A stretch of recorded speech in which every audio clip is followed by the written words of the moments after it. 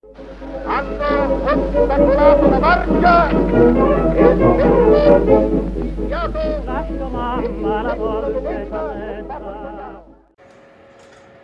Welcome back, everybody. Panzer King here in the Lion's Den, bringing you episode 4.5, Italy's turn of Operation Winter Solace.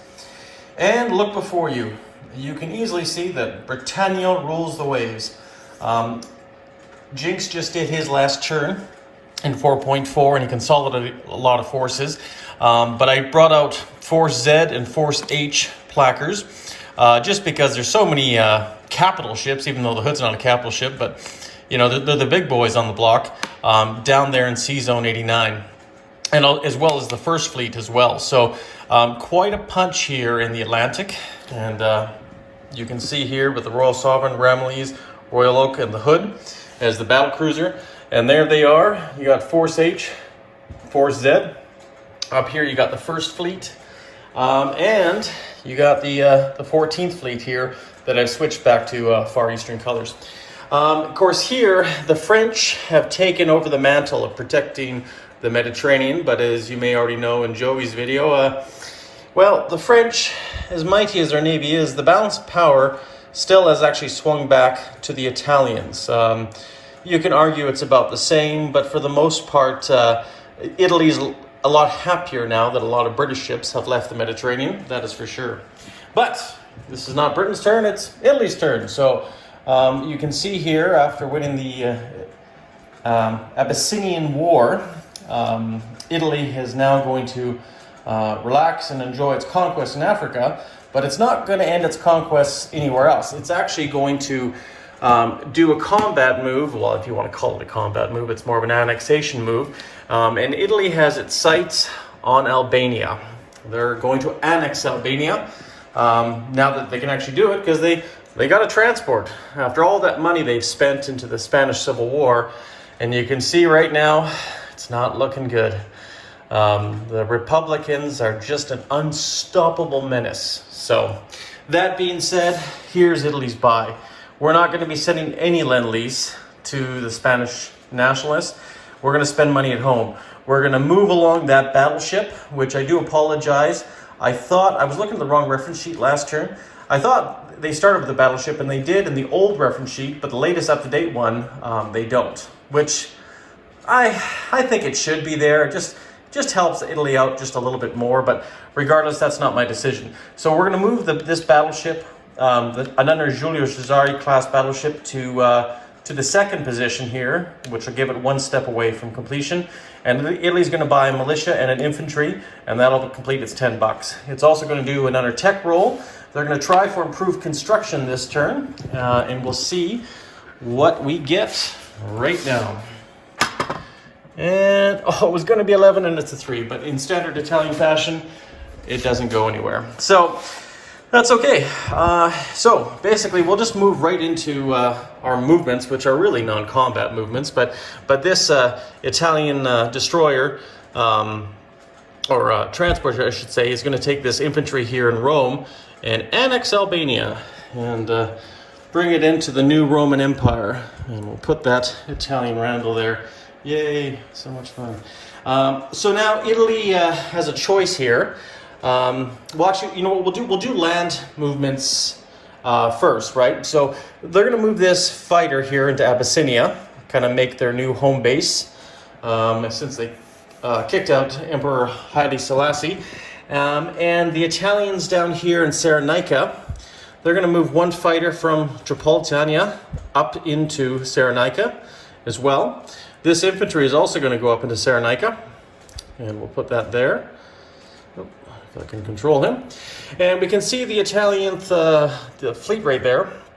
So what we're going to do here is we're going to leave the 6th Fleet where it is, and we're going to take a heavy cruiser from Rome that we just completed last term. So now we have 2 Zara class heavy cruisers, as well as that torpedo boat destroyer, and join up with the main fleet. So that strengthens their position a little bit better there. And all in all, Italy can't do too much. It's going to bring down this one infantry down into Rome, and then just leave everything else as status quo for now. Actually, they'll rail this 1 infantry as well up to Rome. And so Rome is a little bit more protected. Not that it really needs to be, because the Italians are very peaceful, loving people. And make good pasta, too. Wine, olives, all sorts of good things. Anyways, so that's basically the bulk of Italians' turn. They're going to consolidate Abyssinia. They're going to consolidate Egypt a bit more. They're going to glory in taking over Albania and just consolidate Italy. And they're going to look on the home front this turn. So, that being said, we just got 2 placements. We have a militia going in Tripolitania, and we have another infantry, which we just bought, which can only go one place, and that's where its factory is, up in northern Italy. So, yeah, unfortunately, Italy with that one factory, it can't do too much right now, so it is what it is. But of course, this battleship here, we're going to move over, just as a reminder.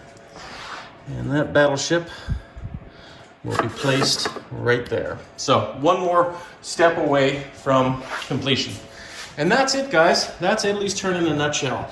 Now, there's one thing, and possibly I forgot to do it, but it really doesn't make a big difference. But these submarines here, there's one here in Sea Zone 82, and one out here in Sea Zone 74. Now, I'm going to make a move on this Italian submarine. I don't think it affects it, and if it does, I'm not going to make that move. I think it's just German submarines on convoy lines. If it does, this move is null and void, and I'll move it somewhere else for now. But this Italian sub is going to go from Sea Zone 74, go 1, 2, 3, down to Sea Zone 108. So just keep that in mind. If, however, it doesn't, and I can't make that move, which I'm pretty sure I can, I think it's just German subs, it'll stay in Sea Zone 74. So, that being said, I think that should be good. Italy has no other buys, no other turns, no other moves. It will collect its $10, and we're going to conclude this round of 37, or at least I'm going to conclude it. And I'm going to pass it on over to Jinx's channel, which you'll be able to go check out and take a look. And it'll be episode 4.6. And keep your eyes peeled for the next turn, because interesting things are going to happen next turn. So definitely look at the German video, but the biggest video to watch is the Japanese video. You may enjoy it. Take care, everybody. Panzer King out. Good Friday morning along the coast of Albania. Good Friday morning when the world pauses in its labors to remember the Prince of Peace. But today in the tiny kingdom on the Adriatic, people look out across their harbors down the muzzles of Italian guns, look into the faces of Italian soldiers, look up to masses of Italian warplanes, read leaflets in their own language, calling upon them to surrender immediately or be massacred from the air. Some reports say the Albanians resisted the invaders, but what can a nation do outnumbered 40-1? So into the capital, Tirana, rides the Italian army, and soon a free assembly of Albanians offers the crown to King Victor Emmanuel. And when all the snipers have been combed out, Count Chano struts in to take charge. He takes a bow from the balcony, welcomed by the entire population.